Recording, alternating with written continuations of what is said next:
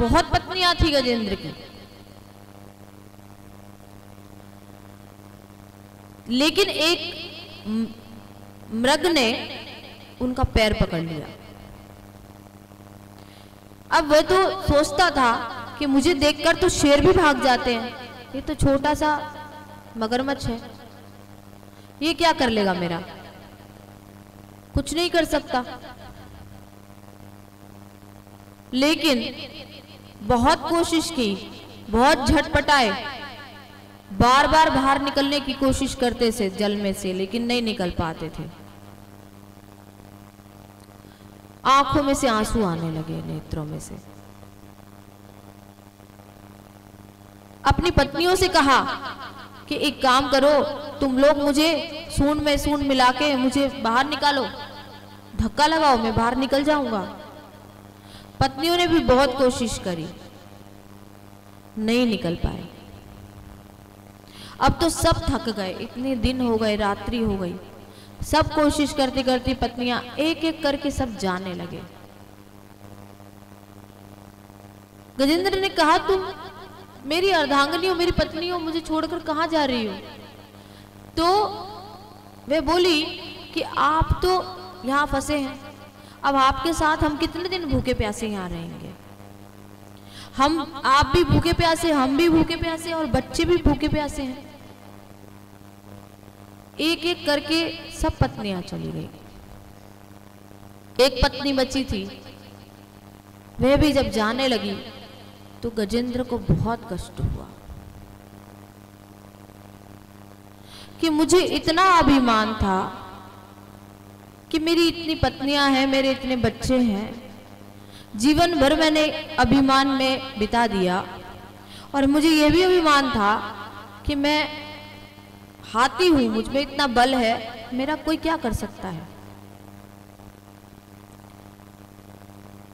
बहुत प्रयास किया, सारा बल तो क्षीण हो गया था, क्योंकि इतने दिनों से सारा जो खून था वह मगर चूस गया था।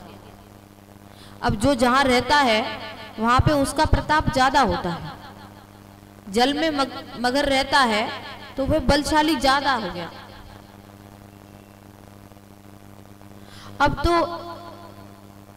गजेंद्र जी स्तुति करने लगे, भगवान को, किसी देवता आदि का नाम नहीं लिया, पर भगवान को पुकार रहे हैं। सभी देवी देवता इंतजार कर रहे हैं कि हमारा नाम ले तो हम जाए। ब्रह्मा जी आदि प्रतीक्षा कर रहे हैं कि हमारा नाम पुकारे तो हम जाए, पर गजेंद्र ने किसी का नाम ही नहीं लिया।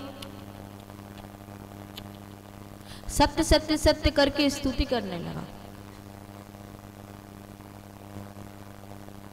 तब भगवान ने कहा कि जो स्तुति किसी की नहीं है वो स्तुति हमारी है। जो माल किसी का नहीं होता वो सरकार में जमा हो जाता है। ऐसे ही भगवान ने कहा जो ये स्तुति किसी की नहीं है वो स्तुति हमारी है। भगवान पहुंच गए। अच्छा, ये मृग कौन था? ये मृग भी श्रापित था, देवल्य ऋषि थे, उनके श्राप से ये श्रापित था। हुहू नाम का गंधर्व था। कुछ गंधर्व होते हैं जिनका कार्य ही हंसाने का होता है। तो देवल्य जी एक बार नदी में नहा रहे थे, स्नान कर रहे थे, तो ये भी पानी में ही था। मजाक मजाक में उनका पैर पकड़ लिया, और पैर पकड़ा तो देवल्य जी डर गए, और ये निकलकर बाहर आया, कहने लगा महाराज दंडोत। बोला अरे तेरी कैसी दंडोत है भाई, तेरे चक्कर में तो मैं डर ही गया होता, जा तू मगर बन जा। अभी मैं तो मर ही जाता, मुझे तो हार्ट अटैक हो जाता, तूने पानी में से आके मेरा पैर पकड़ लिया, जा जिंदगी भर तू मगर बन जा। बोला महाराज मैं तो दंडोत कर रहा था, आपने तो मुझे श्राप ही दे दिया। ऐसे कोई दंडोत करता है? सामने से दंडोत करनी चाहिए। अचानक से कोई पीछे से आके हमारे पैर पकड़ेगा तो हम तो डर ही जाएंगे। ये कैसी दंडोत है तेरी? बोला महाराज अब मैंने अपराध तो कर लिया है, लेकिन मैंने अनजाने में अपराध करा है, मुझे क्षमा करिए। तो देवल्य ऋषि जी ने कहा कि जाओ ऐसे ही पैर पकड़ते रहना, तुम्हारा उद्धार हो जाएगा। तो आज इसने गज के पैर पकड़ लिए।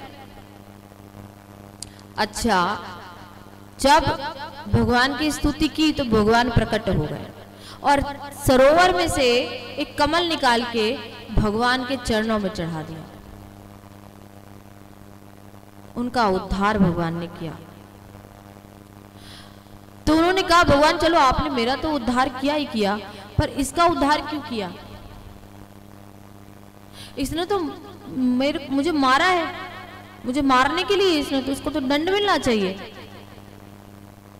गजेंद्र ने कहा, तो भगवान ने कहा कि मैं अपने भक्त का तो उद्धार करता ही हूं, पर जो मेरे भक्तों के भी भक्त होते हैं मैं उनका भी उद्धार करता हूं, इसलिए मैंने इसका भी उद्धार किया।